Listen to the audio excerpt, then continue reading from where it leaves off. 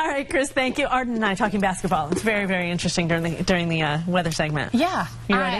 I'm ready to talk basketball. I'm kidding. We need to talk. I'm a big Wisconsin fan today. Applause in the studio. Yeah, applause. I just can't. Y'all, I can't cheer for Duke. I know they're ACC, but I am a Carolina girl.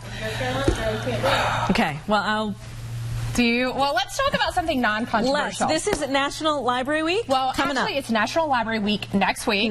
Coming up next week. April has lots of really great events at the library. Volunteer Week, National Library Week, that's National Friends Week.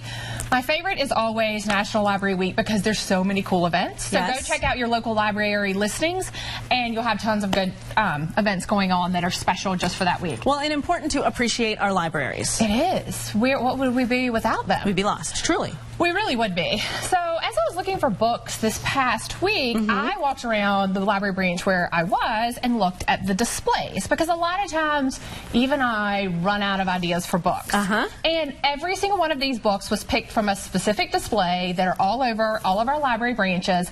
And I was like, you know what? These are great representatives of what you can go into your local library, how your librarians pick themes and pick books that you may be interested in, and take it and go. You don't have to spend 30 minutes looking for your next book. So you kind of count on the librarians to know what the good stuff is and really put it out there in front for you. Absolutely, absolutely. Okay, so what do we have? The first one I brought in, it's a leadership book. So Leaders Eat Last. Now, in this book, it talks about how in corporate America, we have people that are really happy with their jobs and people that are really unhappy. And a lot of it, this author attributes to the leader, and the leader really being a servant leader. So it's a nonfiction book, but a lot of stories of pros and cons of some really good applicable lessons and some applicable lessons that do not do.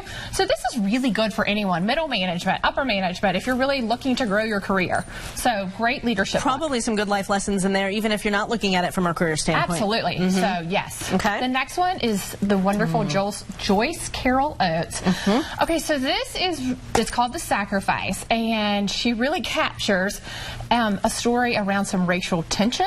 A young minority girl is allegedly abused. Those are the words used, and it's all the stories around this tiny town in New Jersey and the racial tension that exists within it.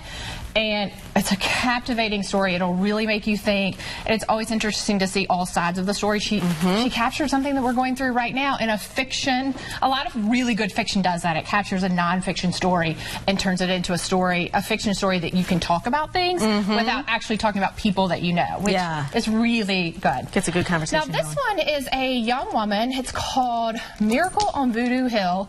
She decides to leave her corporate America career and goes to Haiti on a mission trip, and it's how her entire life was turned around by her trip to Haiti. She was unmarried at the time, adopted 2 Haitian girls, sisters, and really her life transformation by just taking that one step. And so this is always interesting. It's a nonfiction story as well, but maybe if you're thinking about what is my next step? Right. This is a great book to read. And I actually also included my little library slip in here because I always use this as a bookmark to remind myself not to have late fees. Don't steal from the library. always print out your sheet. You have a bookmark and you have a reminder not to have late fees. I love it. Always That's such good advice and great books, Arden. Thank you so much for coming in. Good to see you. Good to see you. We'll get a final check of the weather next time.